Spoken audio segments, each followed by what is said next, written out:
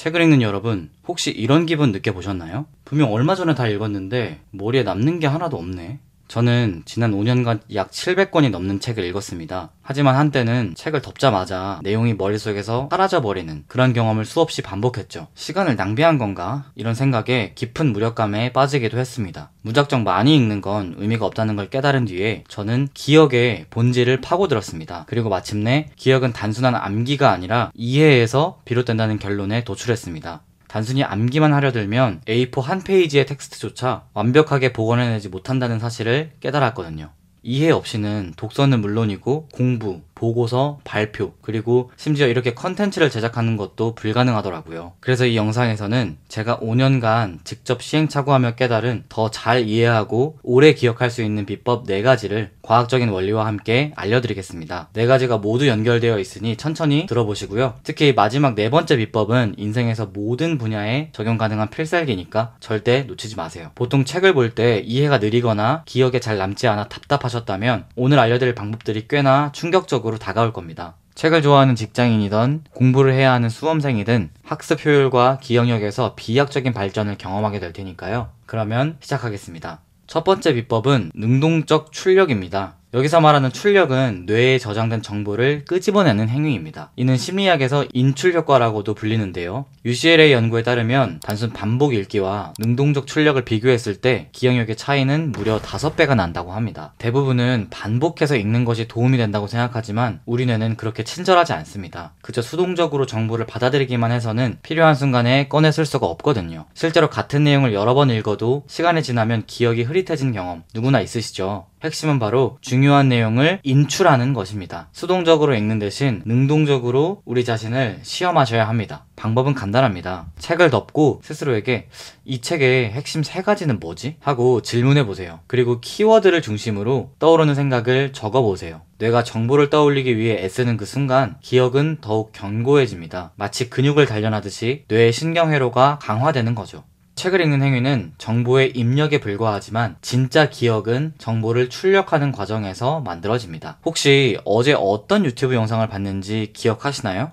기억이 하나도 안 나시죠? 좋은 유튜브 영상을 보기만 하는 것, 책을 단순히 읽기만 하는 것, 온라인 강의를 단순히 시청하기만 하는 것, 모두 정보 출력 없이 입력만 하는 과정입니다. 여러분이 책에서 배운 정보를 외부로 빼내어 보세요. 즉시 차이를 느끼게 될 겁니다. 모든 내용을 기억할 필요는 없습니다. 그게 가능하지도 않고요. 핵심만 뽑아보는 것도 충분합니다. 자, 정보를 끄집어내는 힘을 길렀다면 이제 언제 그 힘을 발휘해야 하는지가 중요한데요. 그 방법을 소개합니다. 두 번째 비법은 분산학습입니다. 이건 벼락치기와 정반대인데요. 시험 전날 밤을 새운 적이 있다면 하루 동안은 기억할지 모르지만 그 후에는 사라집니다. 에빙하우스의 충격적인 발견을 보시죠. 학습 직후 20분이면 42%를 잊고 하루 후에는 67%를 잊어버립니다. 책 한 권을 읽고 하루만 지나도 3분의 2가 사라진다는 뜻인데요. 그렇다면 배운 지식을 그냥 잊어버릴 수밖에 없을까요? 아닙니다. 우리 뇌는 자주 접하는 정보는 중요하다고 인식하는 경향이 있습니다. 이 원리를 활용하면 망각을 효과적으로 막을 수 있습니다. 어떻게 하냐면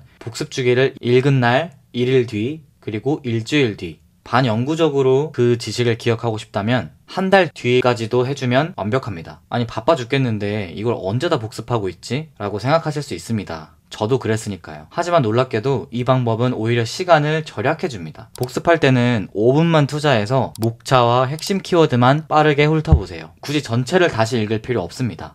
뇌에 이 정보가 중요하다라는 신호만 주면 됩니다. 시간이 오히려 절약되는 이유는 필요할 때 다시 해당 개념을 학습하려고 하면 출력이 잘 되지도 않을 뿐더러 완전히 처음부터 다시 학습을 해야 하는 경우가 많았거든요. 이렇게 복습 주기를 가질 때마다 기억의 연결고리는 단단해지고 훨씬 더 오래 지속됩니다. 하나의 책을 한 번에 모든 내용을 출력하려고 하지 마시고 일주일 동안 분산시켜서 빈도를 높여보세요. 그러면 벼락치기보다 훨씬 쉽고 효율적입니다. 또한 시간도 절약하면서 더 선명하게 기억이 나죠. 이제 여기까지 보고 이미 아는 내용이네 하고 영상을 끄려는 분들도 계실 텐데요. 하지만 다음 1분만 더 집중해보세요. 남은 두 비법은 여러분의 기억력을 완전히 바꿔놓을 겁니다. 세 번째 비법은 범주화로 정보를 말 그대로 범주화하는 걸 의미합니다. 심리학 용어로는 청킹이라고 불리는데요. 혹시 산발된 정보로 인해 머릿속이 뒤죽박죽돼서 스트레스 받으신 적 있으신가요? 이 범주화 방법은 그 혼란을 싹 해결해줍니다. 범주화는 사과, 배, 바나나, 포도, 수박 이런 정보들을 그냥 과일로 묶는 거예요. 그러니까 5개의 정보를 외우는 것과 1개의 정보를 외우는 것, 당연히 1개가 쉽겠죠. 이건 뇌가 처리해야 할 정보량을 대폭 줄이는 작업입니다. 연구에 따르면 인간의 작업 기억의 한계는 한 번에 7개 정도의 정보만 처리 가능하다고 합니다. 그래서 우리의 임무는 정보를 묶어서 기억해야 할 양을 잘 줄이는 것이죠. 컴퓨터 바탕화면을 생각해 볼까요? 아이콘 수십 개가 무작위로 흩어진 화면이 있고 폴더로 잘 정리된 화면이 있다고 치면 당연히 정리된 게 낫겠죠. 정보가 범주화되면 필요한 정보를 훨씬 더 빠르게 찾을 수 있습니다. 우리가 어질러진 집을 정리하고 대청소를 했을 때 기분이 좋아지는 경험 해본 적 있으시죠? 이건 단순히 집이 깨끗해져서가 아닙니다. 내 공간에 있었던 수많은 물건들이 올바른 자리에 범주화되었기 때문입니다. 약은 약 서랍에, 옷은 옷장에 말이죠. 마찬가지로 이 원리는 학습에도 그대로 적용할 수 있습니다. 책 한 권을 읽고 나서 핵심을 정리해야 하는 경우를 생각해 볼게요. 총균수회 같은 정보량이 방대한 책을 읽은 후에는 많은 내용을 무작위로 기억하고 요약하려고 하면 머릿속은 금방 뒤죽박죽이 됩니다. 대신 책 전체를 관통하는 핵심 키워드 3-4개를 찾아 내용을 묶어보세요.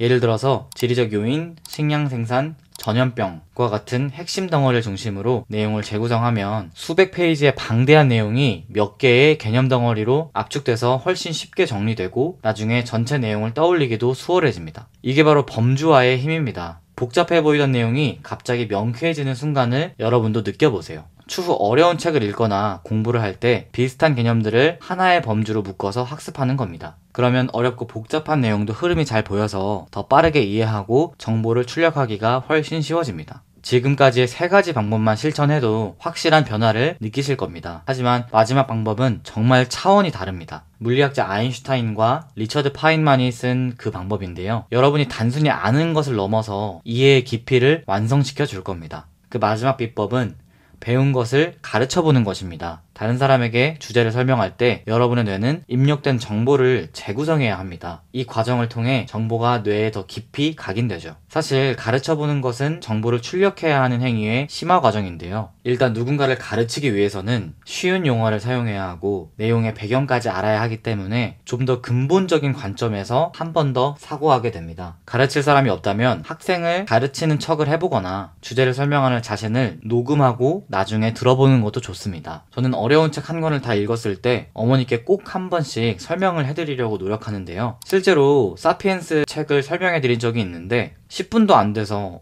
이 부분이 왜 그랬더라? 하면서 막히더라고요. 그 순간 깨달았습니다. 내가 이해를 한 게 아니라 그냥 읽기만 한 거였구나. 막상 설명을 해보면 완벽히 이해했다고 생각했던 부분에서 막히는 경험을 하게 될 겁니다. 바로 그 순간 우리는 내가 뭘 알고 뭘 모르는지 정확하게 깨닫게 됩니다. 가르치기 방법도 마찬가지로 길게 할 필요가 없습니다. 책 한 권을 다 읽었거나 공부를 마친 후에 5분 동안 그 주제를 소리내어 가르치는데 시간을 써보세요. 가르치는 행위는 내 지식의 빈틈을 스스로 찾아내고 그 빈틈을 채우도록 이끄는 가장 강력한 방법입니다. 자, 이제 결론입니다. 오늘 이야기한 4가지 비법의 핵심을 한 단어로 압축하면 무엇일까요? 네, 바로 출력입니다. 기억은 단순히 정보를 입력하는 것이 아니라 적극적으로 끄집어내는 행위라는 것을 이해하는 순간 앞으로 여러분의 학습 방식은 완전히 달라지실 겁니다. 마지막으로 제가 가장 강조하고 싶은 것은 실천입니다. 이 영상을 보고 고개를 끄덕이는 것만으로는 충분하지 않습니다. 행동으로 옮기지 않으면 오늘 얻은 깨달음도 지식이 아닌 스쳐가는 정보에 불과합니다. 알려드린 4가지 비법을 딱 5분만 투자해서 시도해보세요. 지금 바로 휴대폰 메모장을 켜고 오늘 배운 4가지 비법을 하나의 키워드로 적어보는 겁니다. 이 작은 행동이 여러분의 독서 경험을, 나아가 여러분의 삶을 완전히 바꿔놓을 첫걸음이 될 겁니다.